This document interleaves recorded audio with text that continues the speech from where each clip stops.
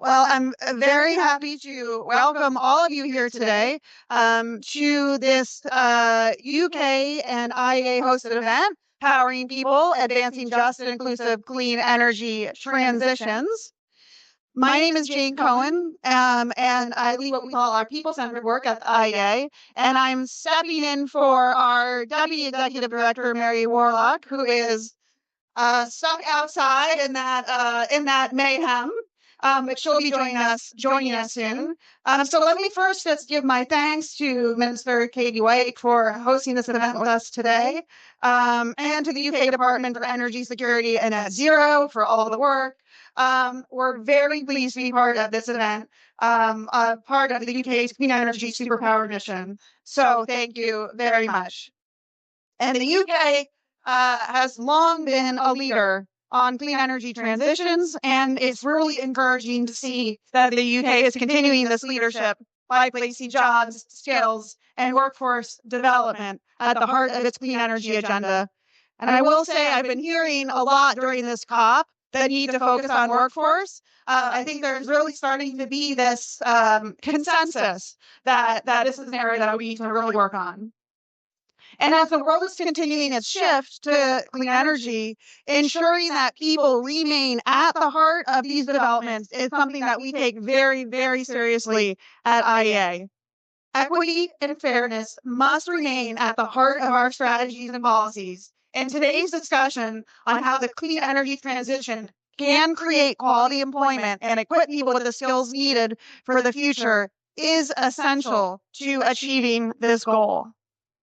And this is why the IEA Executive Director, Dr. Fatih Birol, convened last year what we call the Global Commission on People-Centered Clean Energy Transitions, Designing for Fairness. It's really about how we can ensure that fairness is integrated into all energy and clean energy policy design. And I'm delighted that so many Global Commission members and international partners from government, industry, and civil society have joined us for this important discussion today. And I'll just note that Rachel Kite of the UK Special Envoy on Climate, is part of our Global Commission, which we're very pleased about.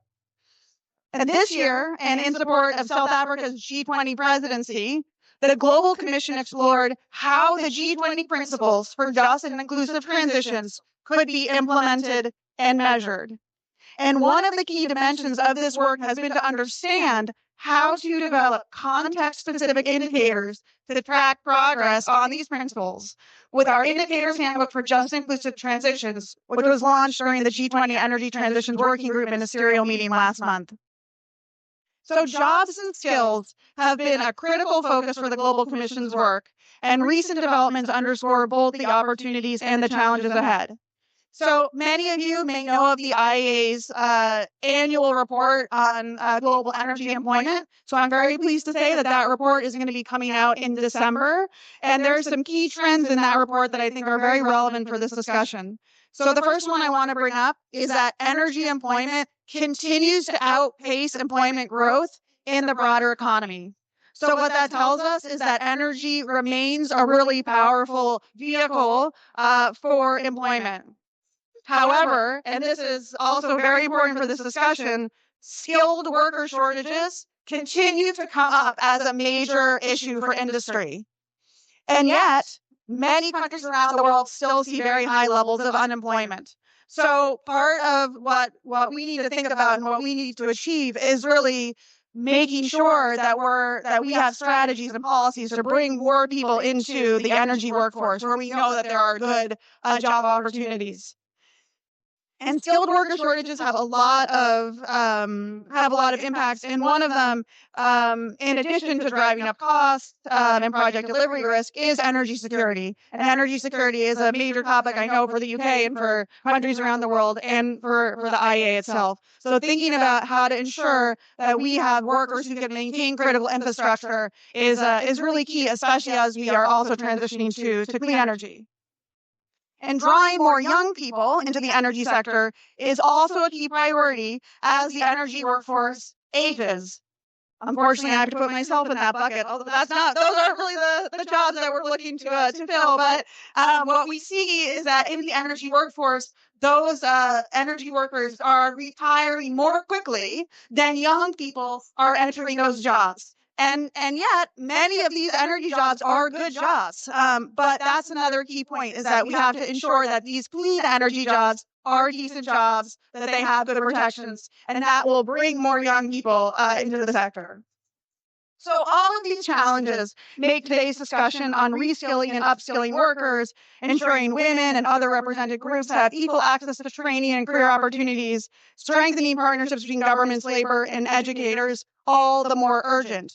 And as we look ahead, we really look forward to hearing from all of you. And I want to be clear that we're hoping to have a real discussion today about tangible ways to accelerate both international commitments, but also partnerships. How can we really implement programs to ensure that there's the skilling, reskilling, bringing people in the workforce that we need?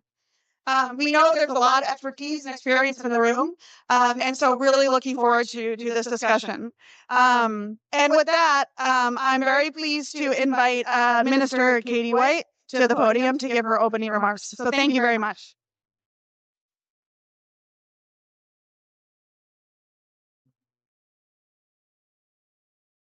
Thank you, Jane, and thank you for stepping in at such short notice. The COP often has some chaotic moments, but you were incredible stepping in for Mary at that point, and we may see her later. But thank you. Look, it's an honour to welcome you to the UK Pavilion this morning. I'm very excited with this little translation going on all the time, or hopefully not. It might help you with my Yorkshire accent. I'm genuinely looking forward to hearing your views on how we can ensure everyone benefits from the clean energy transition. Look, our starting point is that clean energy is the best way to protect future generations from climate change, while also making people better off today. By switching to homegrown clean energy, we're not just tackling pollution and protecting nature, we're bringing down energy bills for consumers, driving investment in our industrial heartland, and creating a new generation of skilled jobs. In other words, this is the economic and industrial opportunity of this century. That's why in the UK, one of our guiding missions is to deliver clean power by 2030 while accelerating to net zero across the economy. And we're making real progress with the biggest investment in clean, low-cost energy in British history, including record funding for renewables and nuclear. As a result, the clean energy sector is booming. It's growing 3 times faster than the economy as a whole. That's a statistic that I use every single day to remind everybody that this is a great thing. It's growing 3 times faster than the rest of the economy. And by 2030, we estimate that the clean energy workforce within the UK will have doubled to 860,000. But we know this mission will only succeed if we bring people with us. We're trying to ensure that workers in every part of the country can benefit from this new wave of jobs. And I'm from Yorkshire, and it's incredibly key to us to make sure that some of those industrial communities that have been left behind are part of this reinvigoration, including our existing energy workforce who have done incredible work for decades, particularly in the North Sea, and are now being supported to find new opportunities should they wish. We're also training up the next generation. I went to a college in South London the other week because I wanted to speak to people who were actually choosing to be part of this transition. And I spoke to some teenagers training to be clean energy technicians ready to install solar panels and wind turbines. One of them told me, with just a hint of modesty, that they were the future.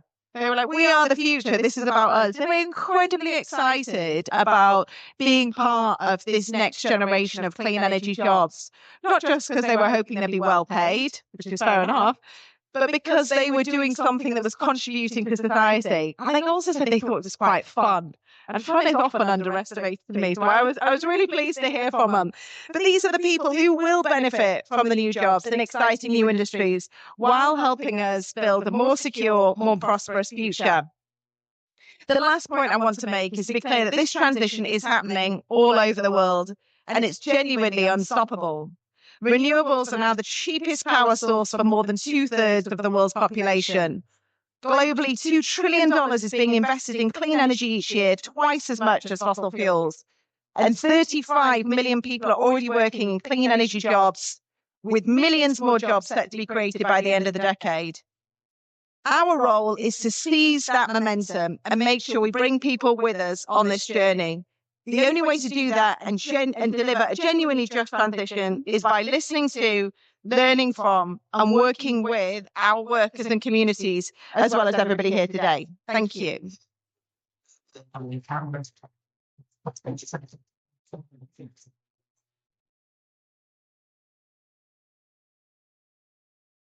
Well,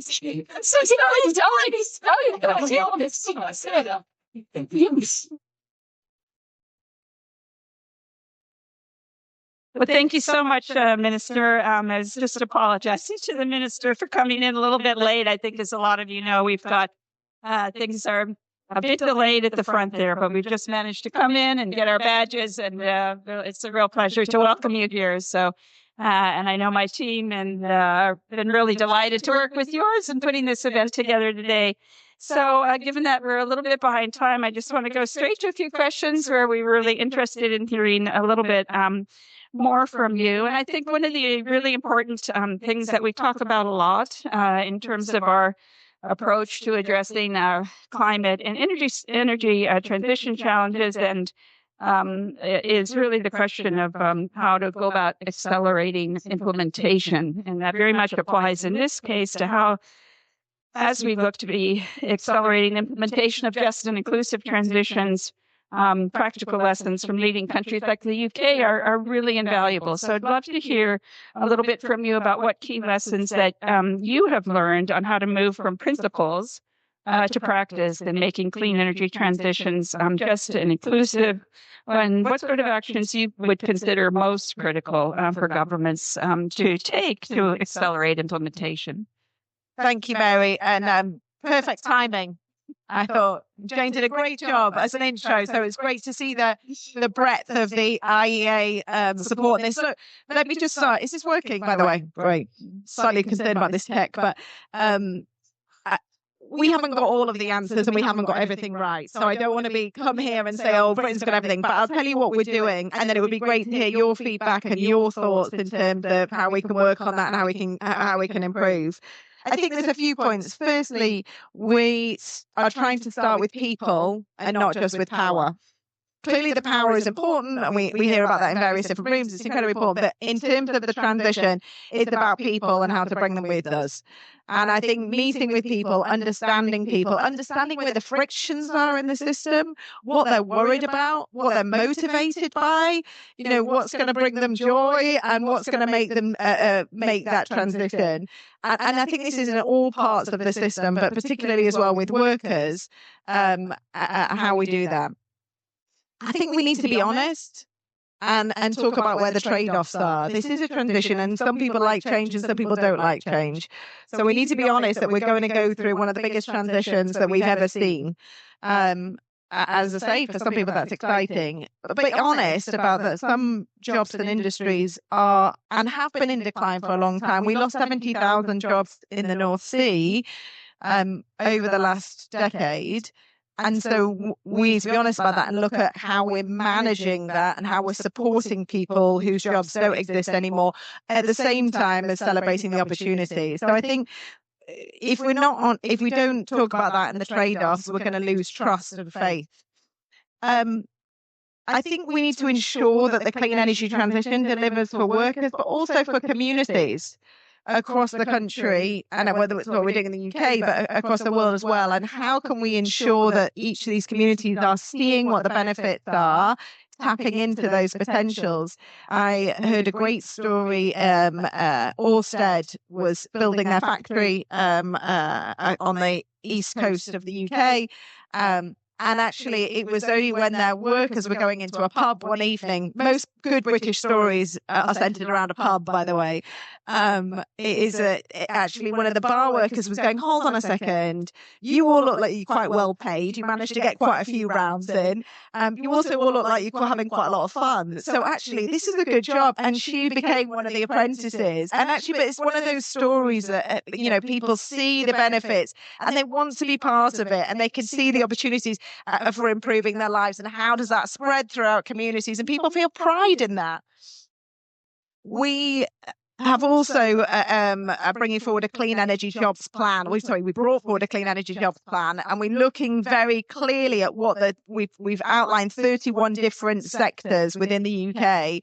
And so there's a real clarity, because actually we can talk as politicians in big terms and big phrases and platitudes, but actually businesses want to say granularly what they need. And then in the middle is all the skills and educators who are going, who are we training up for what? So I think a more clarity about what are the roles of the future, and making sure that we're all on the same page and we're skilling up people in the right way. So right, because we've often made that mistake in the past, that we talk around and we aren't getting that granularity. And as Jane was saying eloquently at the beginning, we haven't always, we've got skills gaps, but we've also got people who are being trained up in the wrong things. So that sort of connection, we're trying to make sure that our clean energy jobs plan helps that. The last thing is that we're going to learn from our past. We made some mistakes in our past, frankly, and we need to learn from that. When we closed down our coal communities, the impact of that has been devastating, and the scars and the trauma of that has been so long-standing. So I think we need to learn all of the impact of that, and think how we will do it differently when we are transitioning to different fuels and opportunities of the future. Well, thank you so much for that. And you've already touched on something I wanted to follow up next, which is to hear a little bit more about your National Clean Energy Jobs Plan, which sounds really very impressive and really important in looking how to double employment in the clean energy sector. I wonder if you could say a few more words about what the UK government is doing in particular to ensure that women and other underrepresented groups really have access, equal access to the training and career opportunities of the clean energy sector. So if you could just add a bit to your description of that would be great. Yeah, look, as a Labour politician, progress and equality is key for me, but at the same time, there's a practical reason for this. There is a lot of untapped potential within our society, and frankly, we need all hands on deck at this point. So how do we support people from all different communities to bring to bear their own superpowers to help us deliver this transition, be women, underrepresented groups, people from different communities across the UK. We have quite geographical inequalities within the UK. And the current stats are just not good enough. We're not doing as good enough job on that. So we're looking at ways of whether, it's not just around women in the workforce, but it's around women on boards, etc., and having those leaderships. And so we have some targeted interventions around nuclear, but also, how do we bring more women into the energy sector overall? There's a lot of incredibly strong women here at the COP. We could do with a few more in the UK energy companies, to be honest. But also, there's some of these. There are lots of ways we can intervene in terms of whether it's refining recruitment processes, whether it's around transparent reporting, as well. Just, I think, going back to my previous point about the clarity of what those different roles are and where those opportunities are, because frankly, a lot of the time, this is people just not knowing where the access is those opportunities, and almost having the confidence in terms of where they can play a role in that. So I think there's a sort of a mismatch. We've also established something in the UK called the Social Inclusion Forum, which is looking at where the barriers are. And that's something that we're doing across government, that we are looking at where that sort of social inclusion, encouraging getting people earlier in the pipeline, excuse the pun, but in terms of the workforce pipeline, to bring in, to make sure that we're having that diversity. Because I think, there's a real opportunity in this transition. And I guess I'm always looking at, when we're sat in the heart of the Amazon, I think it's a good time to be learning from nature. Nature is at its strongest when it's most diverse. I think that replicates in a lot of other sectors as well. And actually, if we could use the full diversity of our populations, we would have a stronger workforce. Well, I think that's an excellent and very apt analogy, as you say, for where you're sitting today. And then just to broaden the conversation a little bit, of course, success with respect to energy transitions really depends on the collaboration with and cooperation with so many other stakeholders. So I know you touched a little bit on educational opportunities for women and girls and others, but wondered if you could say a few words about ways in which the UK government has engaged with and what sort of a role you see for civil society stakeholders, such as trade unions, educational institutions, and so on, as well as how you're working with industry, which I know is such an important, partner in all of this as well. Absolutely. I'm incredibly fortunate, and I see some of them today. We've got some brilliant businesses within the UK, and we're hoping to have even more brilliant businesses within the UK or grow the ones that we have in this area. But look, again, I mean, it's going back to this diversity point. We need to work with everybody to make the most effective transition.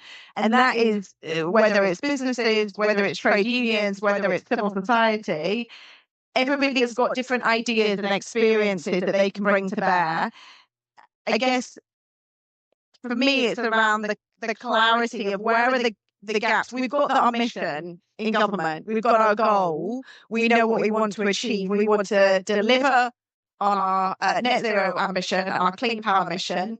We want to do that whilst, frankly, making the most of British opportunities. But we want to bring communities with us. And so those are the sort of, what we're trying to achieve. And I will work with anybody who's got good ideas to deliver on that. I don't want to set up separate, here's have an engagement forum and we'll all sit around and talk. But I think having forums where we look at that mission and see how we can deliver together and where the friction is and what ideas we've got, and also to try things, because we are in a place where we don't all know the answers, but let's try some things. And so we've got, when we came back into government, my boss, Secretary of State Ed Miliband, reset the Net Zero Council, and that's a body where we have different businesses sat on together with NGOs, together with trade unions, and it's great bringing people together. I personally don't really like having people in boxes. I kind of think you don't get the magic. It's almost where you bring people together and you have some of that friction, but it's also where you get the magic and you unlock some things. Because quite often people are in their own, little boxes. And for me, society is a little bit boxed off. And so if we can pull together these different groups, but each group has different lived experience that is incredibly important to bring to bear. So, yeah, we're, as I say, very keen to work with each of our different engagement groups in order to look at, are we getting it right on skill development? And each time I go on a visit, I find out something different. I went to, as I say, to this skills college in South London the other week. And the teachers were saying to me, some of the education standards are blocking us pulling together different industries. And you're like, sometimes there's just small tweaks to the system that is so frustrating that you've got people all the way down, but you just need to pull it into line to make sure that, the sort of the energy, too many puns today, can actually flow through. So I think it's how do we look at that, I'll do another pun, pipeline of skills and training, and make sure that along the way, each of our stakeholders are telling us where we're getting it right and where we're getting it wrong.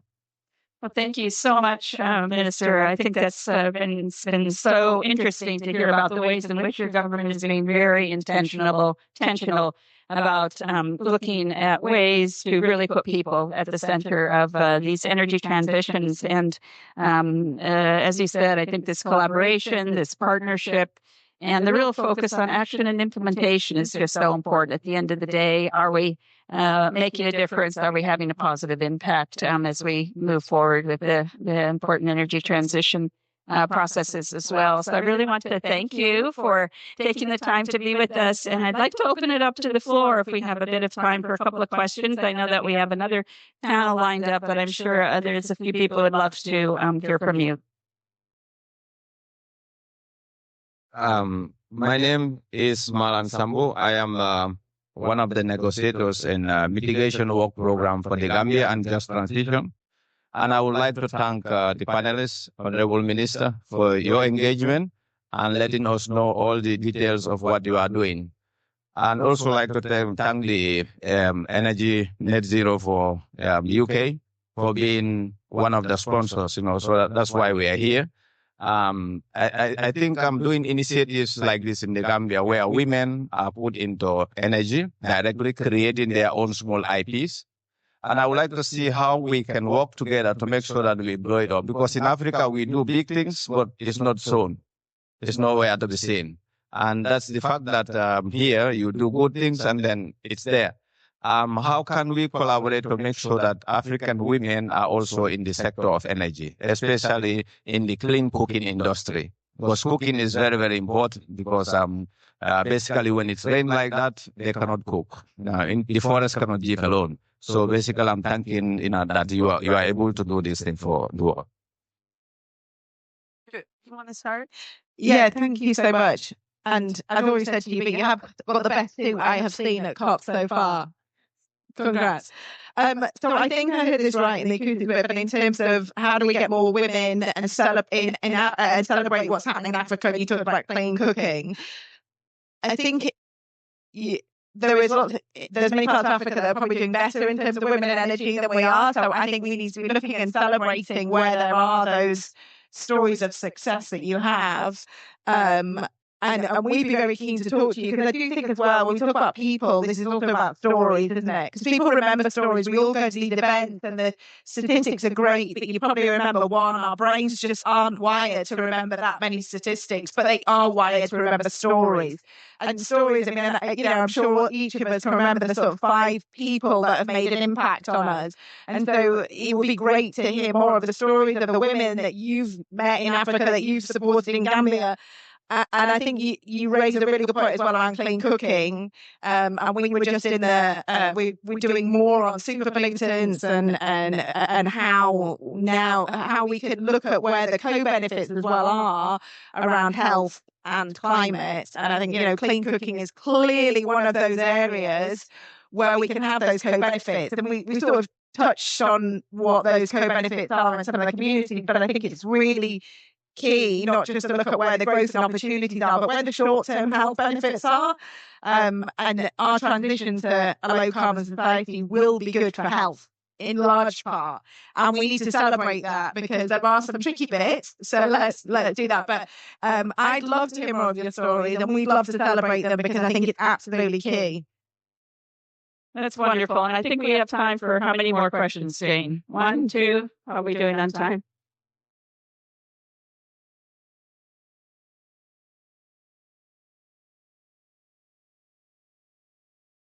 I think we have time for 2 more. I've been told 1, but I just went roll with 2. Okay, we had a man, so I'm going to go to woman, and we'll go back to him. Hello, Minister. This is Aisha. I'm an Associate Professor of Sustainability, Development Economics, Development Finance, and recently Clean Energy Transitions, Climate Justice. And I do most of my projects in Africa. I'm based in London. I'm an Associate Professor at Roehampton University, London, and a researcher at SOAS University of London. And I can easily tell the difference between how the gender aspect of clean energy transitions. But of course, it also depends on infrastructure as well, because there are many off-grid regions in Africa where it's not possible to bring grid electricity solutions where clean energy solutions are the best options. So in UK, there is no single point that does not have any problem with grid electricity access. So by infrastructure, it's not the 2 regions are not comparable, I can tell, because of the infrastructure in grid electrification. But of course, what are the initiatives in UK? Of course, Africa is something different because of clean energy, off-grid solar options. But what are the initiatives in UK, especially for empowering women on championing clean energy transitions? Me, I'm an academic. I do things as an individual in academic area, but what about public and NGOs?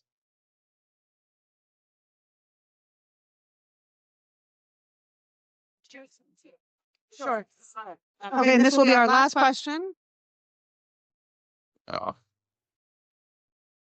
all right, thank you. I think it was good you allowed her ask first because she added context. I'm also a professor from the University of Botswana who is involved in climate studies. So I'll be asking about, basically, COP30 is about implementation, 9.1. So my question will be on what the UK, what are some of the programs the UK has for targeted African intervention for the least developed countries, particularly Africa, and particularly Botswana, where I come from, where as from the university, we do capacity building and all of that. So are there targeted programs, interventions from the UK? Thank you. So I heard one question on some programs in the UK, and then what the UK is doing in Africa. So Thank you so much. And to have two professors in the room is a tiny bit intimidating. Although I went to Leeds University, which is where I try to represent, where we've got the scientists out here, and they had 7 climate professors, and I was like, flipping heck, one professor's impressive, but I was like, 7. So I heard about gender and what we're doing around gender. You're right, the grid, it's a whole other story, but also around targeted interventions in Africa and Botswana. So gender, in the same way for us, in term is in the UNFCCC, the gender for us is the same as just transition, in that we support the plans, but we're also looking at how to mainstream, because we don't want, as I was saying, those boxes on the side. We're looking at how to mainstream each of this.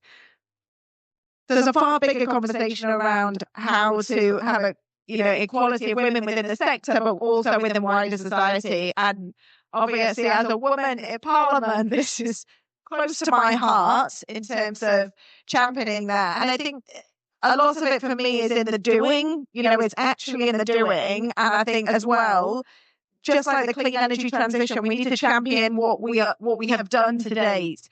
And I'm incredibly proud to be sitting alongside in our leadership team. We've got 2 special representatives, Rachel Kite and Ruth Davis. I'm sure many of you are familiar, certainly with Rachel Kite, who are knockout British women, who are championing, who are making stuff happen, who are delivering. We've got the first female chancellor within the UK, and so this is around making sure that it's being seen. En esa and that does defensa make de an los impact. bosques, But of no course, solo again, nosotros going back to estamos that point, haciendo, how sino do we put también on the contamos con diversity within our diferentes aliados. society, and whether that's class diversity, various different demographic diversities. We need to make sure we are pulling on that. And I think we are in a very volatile world, and having that diversity will give us strength. And that, in part, means making use of the 50% of our population that we don't always make the best use of.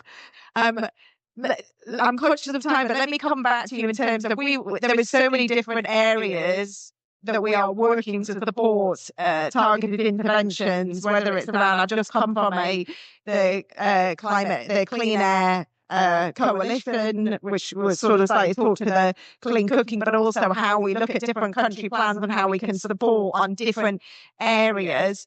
It's brilliant that this process now is tapping into the full range of possibilities in terms of that transition. Also makes it incredibly complex. In the UK, I think we're working on 26 different agenda items, of which it's obviously incredibly. But let us come back to you and say in Botswana what we're doing, but also we're doing targeted support in a right range of different countries, but also in a range of different sectors, whether that's on forestry, whether that's on clean air, whether that's on grid support transition, albeit it's a totally different grid proposition to what we've got in the UK. We can share what we're doing and look at ways to support. So very happy to pick that up with you. Let me just say thank you so much once again, Mr. White, for taking the time to be with us today. It's been so interesting to hear your perspectives and the leadership that you're providing on this set of issues. It's been a real honor to work with your ministry on putting this together. So I'd like to invite everyone to give a round of applause for the minister and thanking her for joining us. And yes, and I would also like to invite my colleague Jane Cohen, who is going to go ahead and moderate the next panel, next part of our discussion, where we'll dig even deeper on this set of issues. So thank you very much.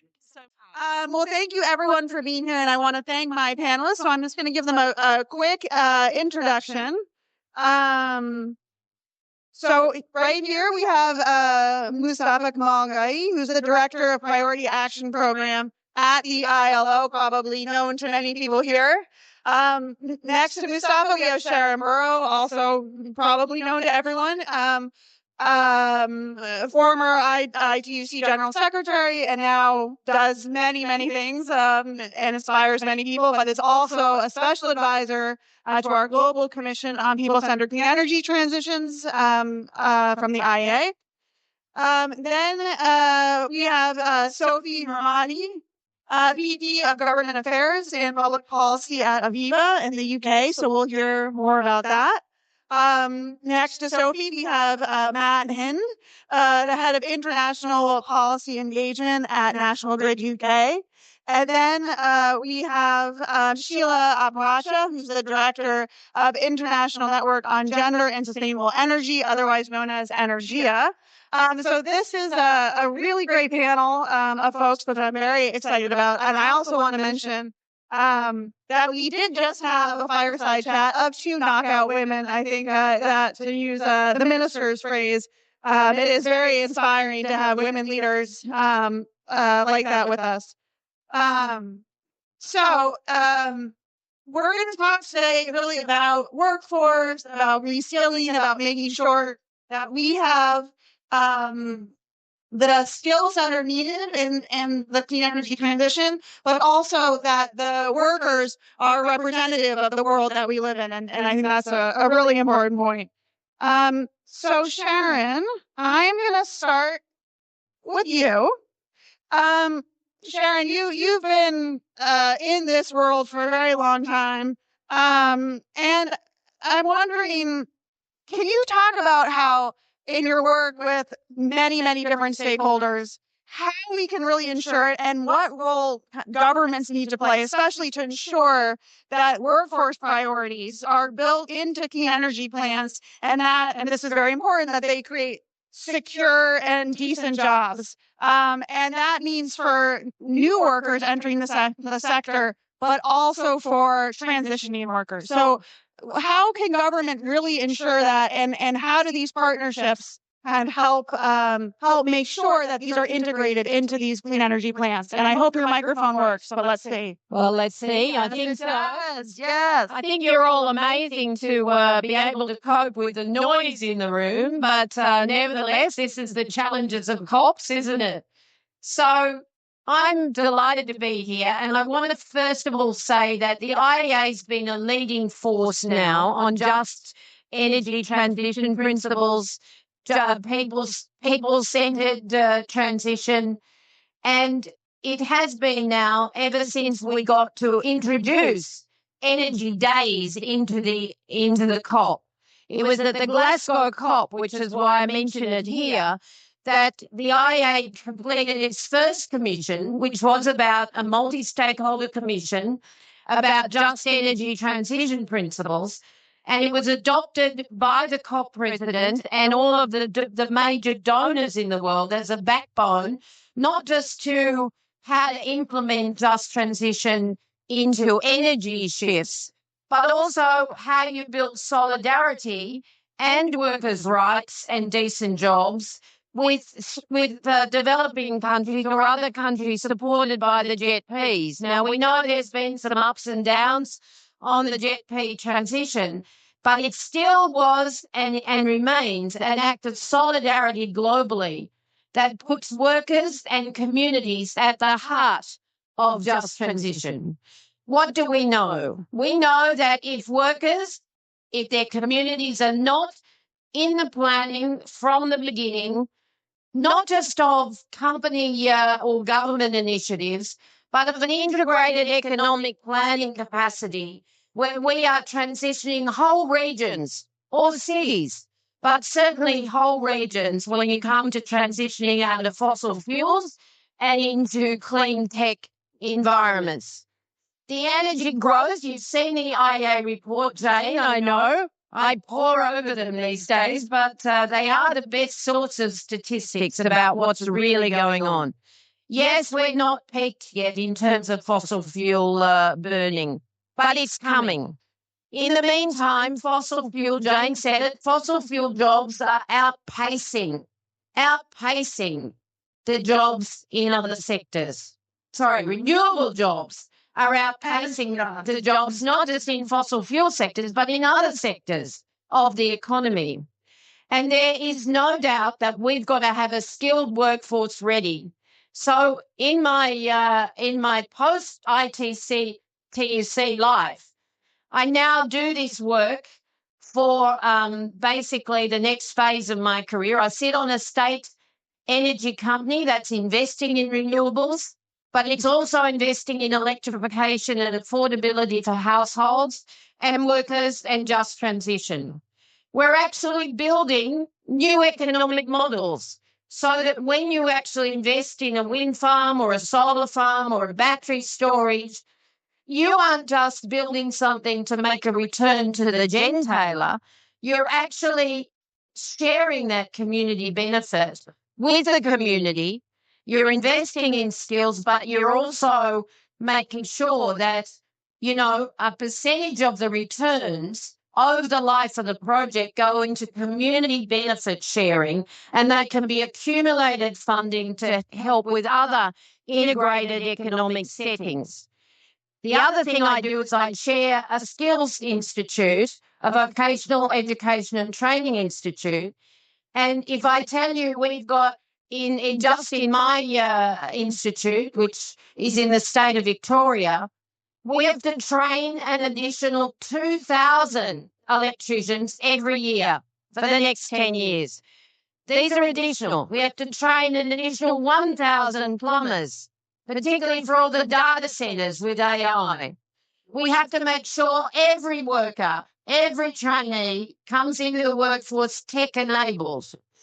And so when you think about the challenges for our new economy, it starts with the workforce. But it starts earlier, Jane, and I can't resist a plug on this because today is an exciting day. The EU has actually, and this is a campaign the trade unions with the Earth Day all people started, and the teacher unions have really driven.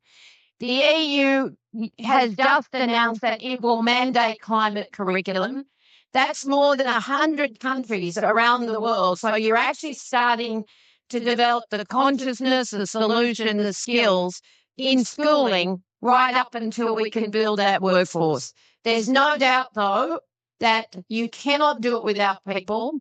The loss of climate finance, where people and workers aren't involved in co-creating the future, is more than $100 billion a year now. That's money we can't afford to waste in lost projects. But it's also about dignity and respect. And people know what they want for their communities, so get them on board. Look at what the integrated economic projects are. End the siloism, because this is about a development story, not just for developing countries, but everywhere. As we invest in transition of industries, you're going to get jobs. If we're ready with the skills, then you will get decent work. Thank you very much for that, Sharon. And yes, that's well deserved. Very wide-ranging and also very on point. So, Matt, I want to turn to you now and understand a little bit what this looks like from the industry perspective. Obviously, National Grid UK is a big player here. And I think it would be interesting for us to understand, kind of from your perspective, what needs to happen in terms of partnerships and working together, again, with governments and labor unions, and what you're doing already in that space. And then, in addition, kind of how that engagement can also help communicate some of these benefits of clean energy.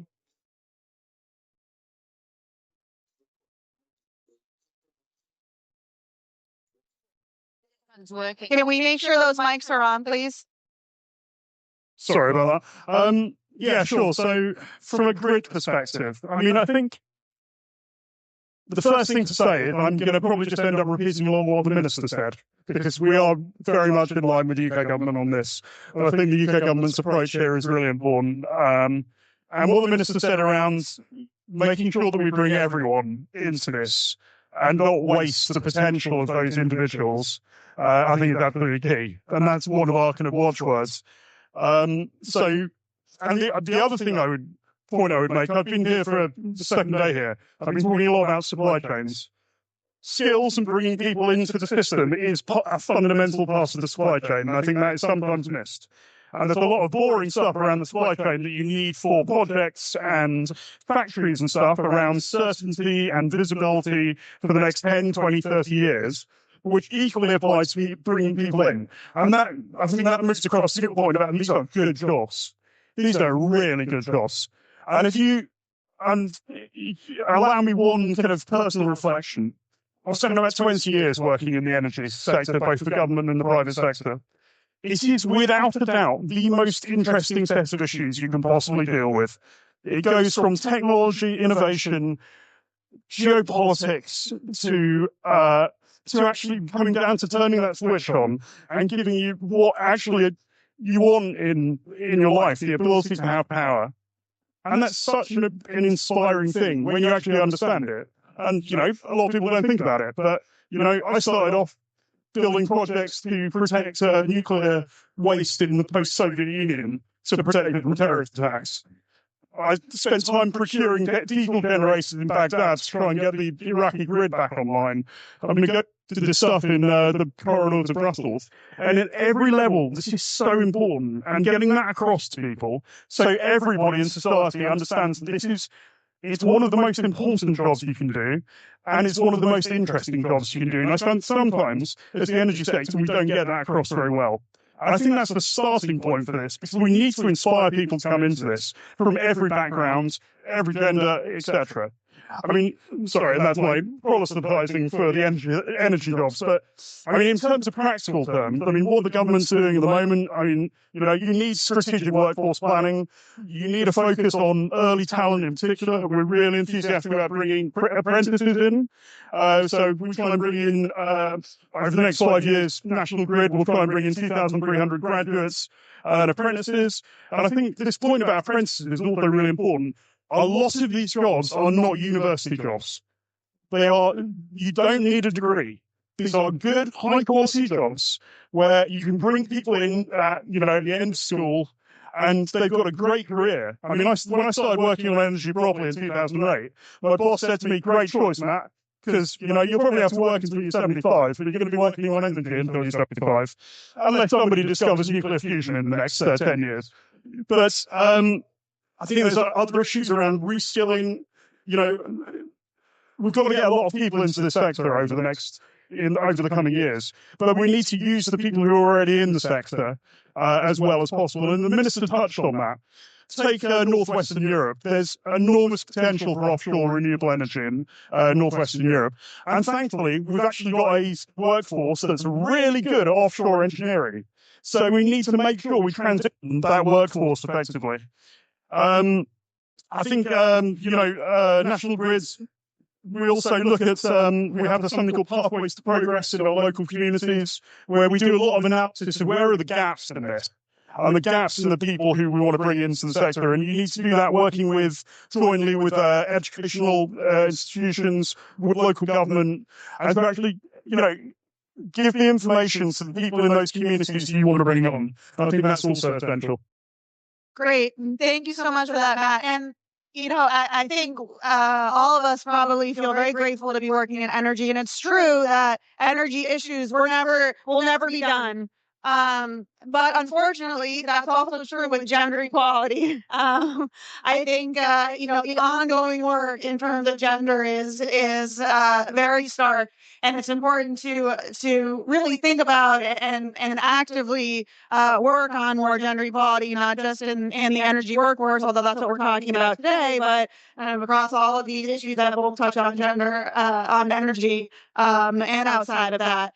Sheila, I was heartened to hear during the fireside chat. I think there was quite a bit of discussion on gender. It was mentioned several times, so already maybe we can say that's a step forward. But I wanted to just turn to you and ask, how can we make sure that there are more training opportunities for women, that there's career opportunities for women, and yes, of course, we want women, at all levels of the energy workforce. But what we see is in these kind of apprenticeship type vocational jobs, in the more applied technical workforce, that percentage of women is very, very low. I think it's about 5%.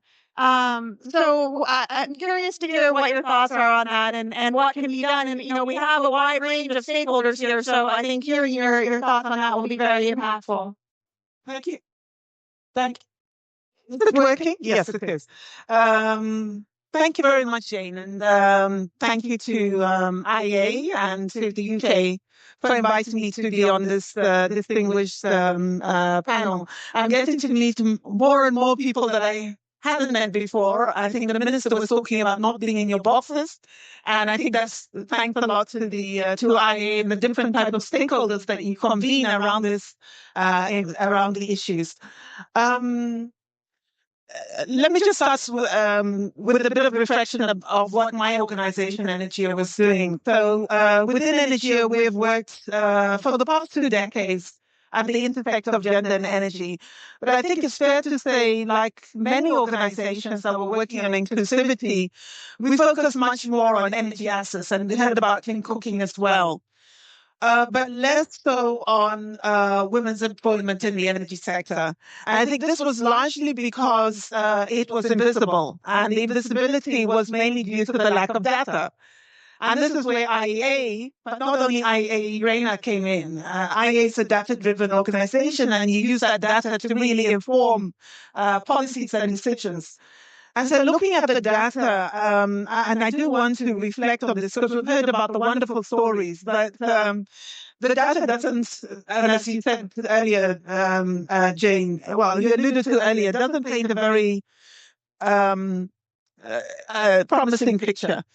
So women, IEA has reported, and I'm quoting here now from your Gender Data Explorer, that women make up 20% of the overall energy workforce, despite being nearly 40% of the global workforce, so almost half in the energy sector. Women earn 15% less than men when controlling for skills. So it's not just about jobs, it's also about how much you're earning.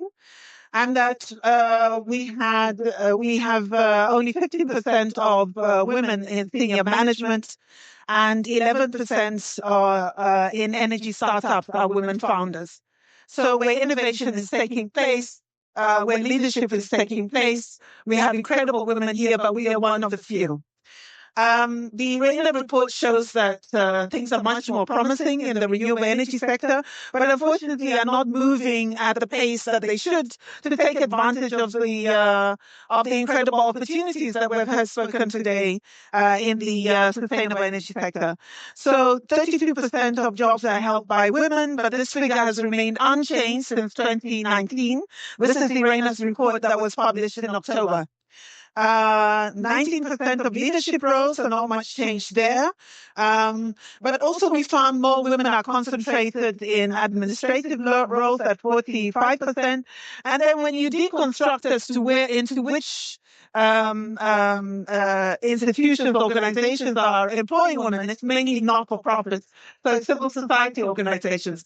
Private sector and industry, not so much, with only 25% in the renewable energy sector. And across the board, we are finding that culture and organizational barriers, bias, discrimination are limiting both entry, retention, and advancement. But when this is intersected, and I think the minister touched on this a little bit, but we don't do this sufficiently. But we do have to intersect it with other issues. When this is intersected with economic status and race, well, this is where it becomes very grim. So in the US, clean energy workforce, only 8%, according to a flagship report by SE for All published in February, the overview of Black people in the global energy sector. And in the UK, 1.5% of energy workers are Black. And overall, in the global renewable energy workforce is 1%. And I think very much we've seen how,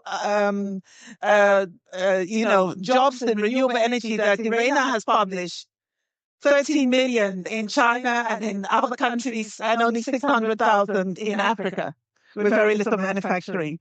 So, and we also need to talk about okay, I'm going to hurry up, the informal sector and get to the solutions.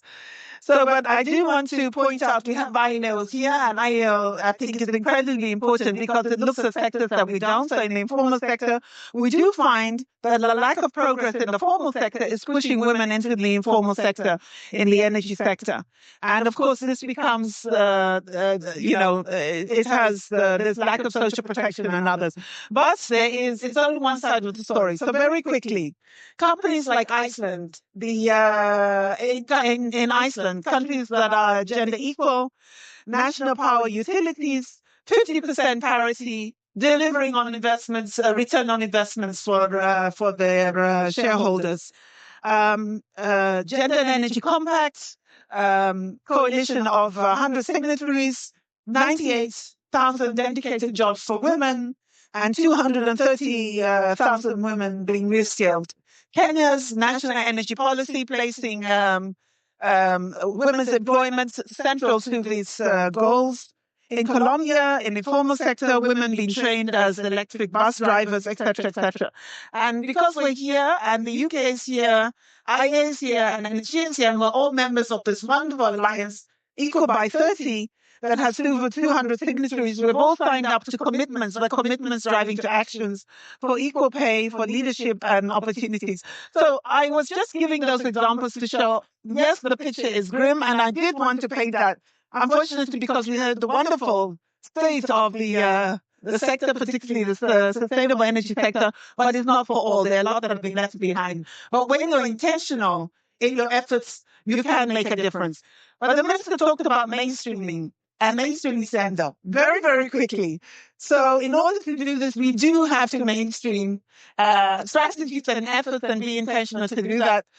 And Jane, I'm going to end. I've known Rachel Kaish for many, many years, and I've been in this for a long time. And I think one thing that's really important is role models, networking, professional networks and networking and supporting each other. And Rachel Kite has been one. I've seen her in many different lives, has been one. But also Her Excellency Mary Robinson, really standing up for gender equality, meeting women where they are, and for gender justice. Thank you. Thank you so much for that, Sheila. And it's a shame that we don't have more time for the panel because I know there's much to discuss on that topic. And I want to move quickly over to Sophie and understand from you some of these challenges and barriers around training and access training. What do you think the role of digitalization can be there?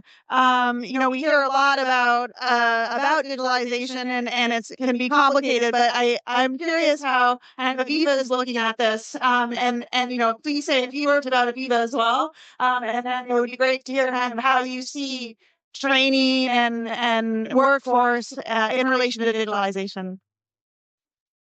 Is this microphone working? Yes.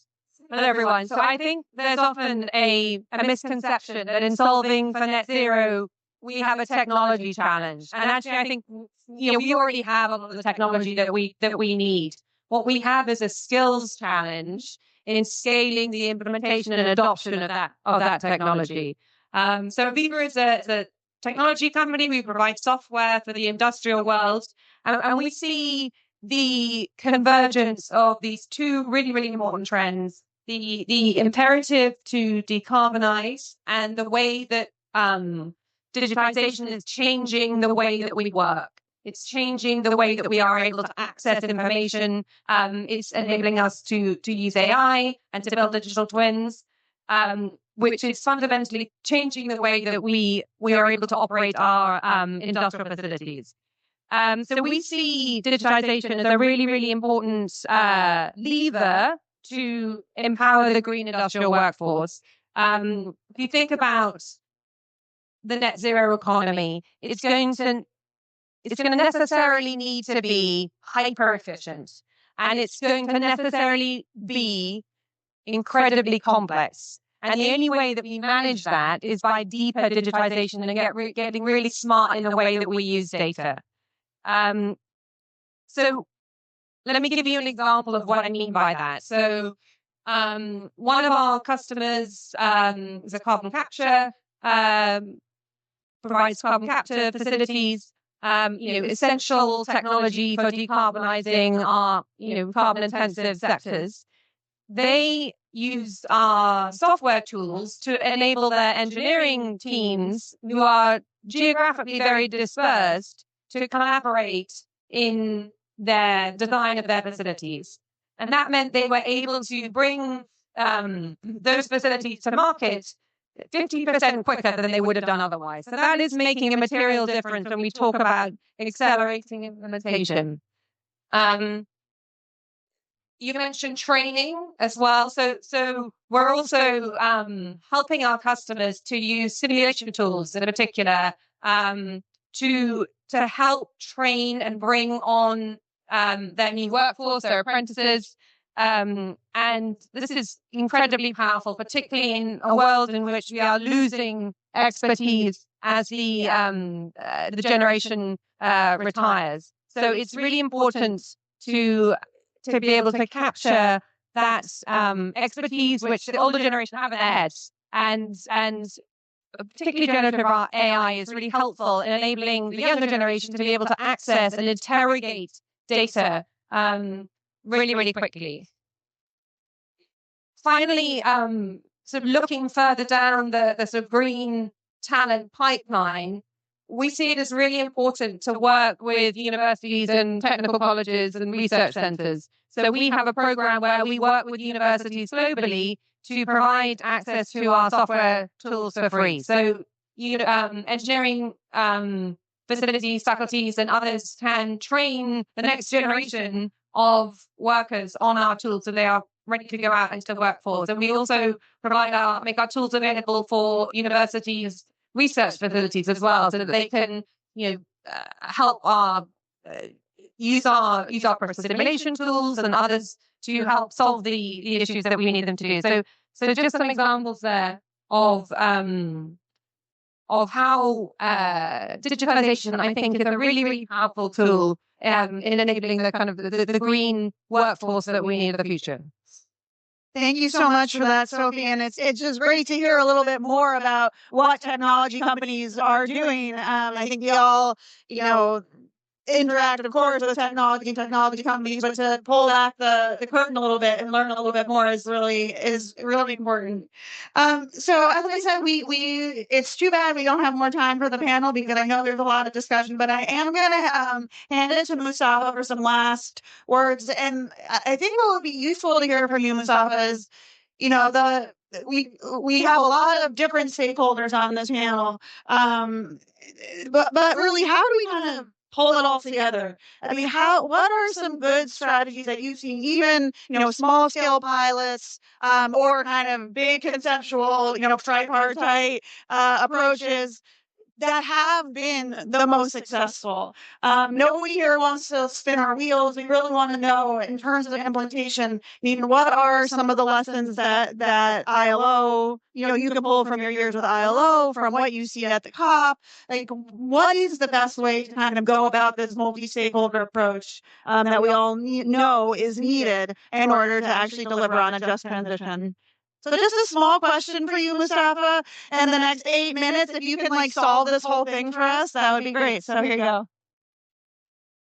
Well, thank you so much, Jen, and this huge panel. So first of all, I want to appreciate the opportunity for the ILO to join this discussion. We are also very pleased to have our Director General, Mr. Gilbert Humboldt, being a member of the Global Coalition for People-Centered Energy Transitions, and the very successful partnership that we have with the IEA. So as you know, we work very closely with the International Renewable Energy Agency, producing the jobs and renewable energy jobs annual review that Sheila was referring to, and we hope that we can get into similar partnership with the IEA on the jobs report. Now, the IEA being an international organization, we have 187 member states. We are engaging with all of our member states. So now, in my role as director of the action program, in the past 2 years, I have been taking a little reality check of what kind of work are we dealing with. And it comes to me that when it comes to the energy transitions, we don't have one pathway to it. I see in our members 3 buckets of countries. We see some countries that have made a political decision to decarbonize, to move away from fossil fuels and in an orderly manner transform their energy system, diversify. That's what's happening in the JETP countries, in Indonesia, in South Africa. Then you really have a huge portion of the workforce, those in Mpumalanga, in the coal mining, that you need to reskill, upskill, and enable job transition moving into other occupations. But that's only one of the buckets of countries. We see another group of countries that frankly have not made a political choice as of now to get out of fossil fuels. We have countries, when we speak to them about reskilling, they say reskilling assumes that you are moving from one industry to another. They're not moving out of oil and gas. Their objective is how you upskill. So which means that the goal is how do you keep producing oil and gas, but you reduce the energy intensity of production. It's a completely different political agenda, and it implies a different approach to the skills agenda and human capacity and the transitions. And that we have to recognize that it's part of the reality we are dealing with today. And the third bucket of countries that we have identified is that at the moment where the IPCC has said that to achieve the climate goals by the end of this century, the world must be out of fossil fuels, we have countries that are just becoming new oil and gas producers today. So those are countries, whether it's Guyana, it's Ghana, it's Mauritania, and many others, that are actually building a new fossil fuel industry because they are exploring oil and gas, and they need that workforce.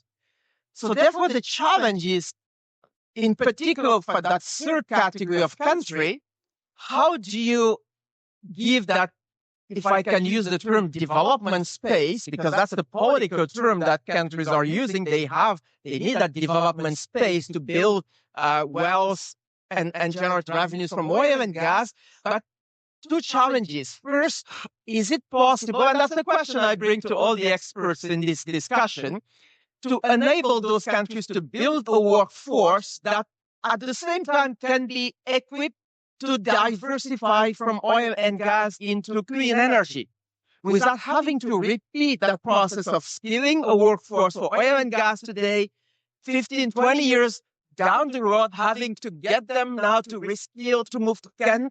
Is that possible at all? I don't have the answer. I'm just putting what I see in our member states.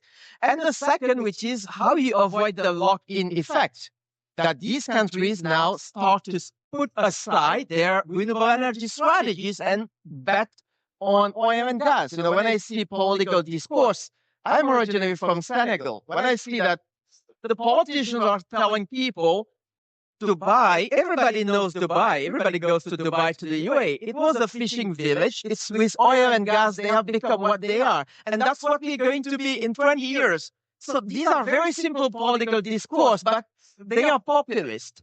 So how do you avoid the lock-in effect? So we're therefore trying to refine our own strategies, knowing that the world has different realities.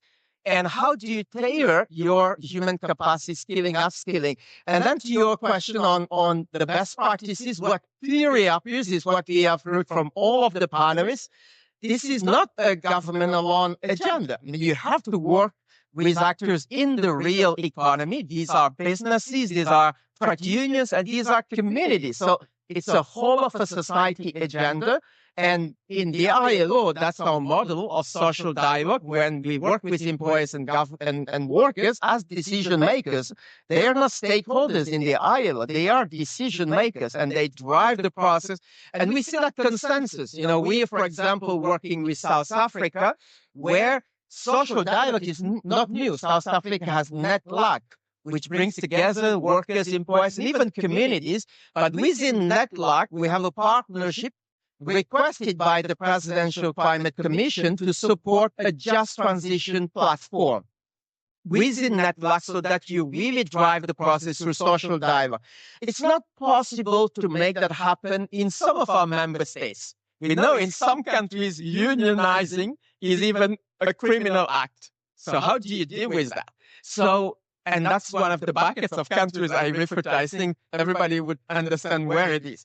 But that's very clear. And I want to end by saying that in the UN system, like internationally, member states want to see synergy, they want to be effectiveness, they want to see value for money. I think it's very critical that international actors, ILO, IEA, UNIDO, we find ways to work together. And I think there was a lot of good work going, skills program, upskilling, GIZ just launched the jobs and skills program. I am working on a just transition gateway at the ILO. I know WRI, I know London School of Economics. So it cannot work that way.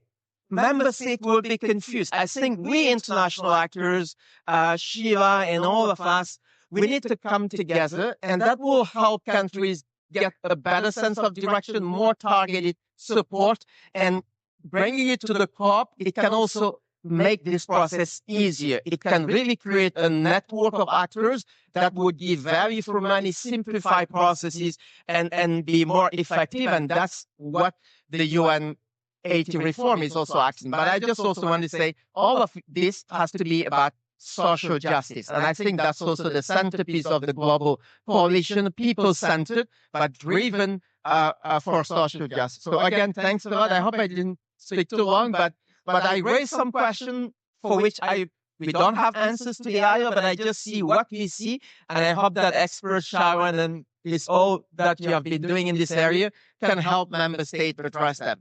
Thank you. Well, thank you, Mustafa. And I think we can say that you heard it here first, folks, that COP31 will have a network of skills, international organizations working on skills. Don't hold me to that, but I think Mustafa is absolutely right that there's so many different groups working on this, but having a unified strategy is absolutely essential for focusing efforts, especially when resources are prioritized across a lot of different areas. So let's see what we can do that. I think sentence. Just one sentence. But we are past time, so we got Just only one sentence. And this is because I'm coming from addressing inequalities. And while skills are really important, we have to move beyond skills.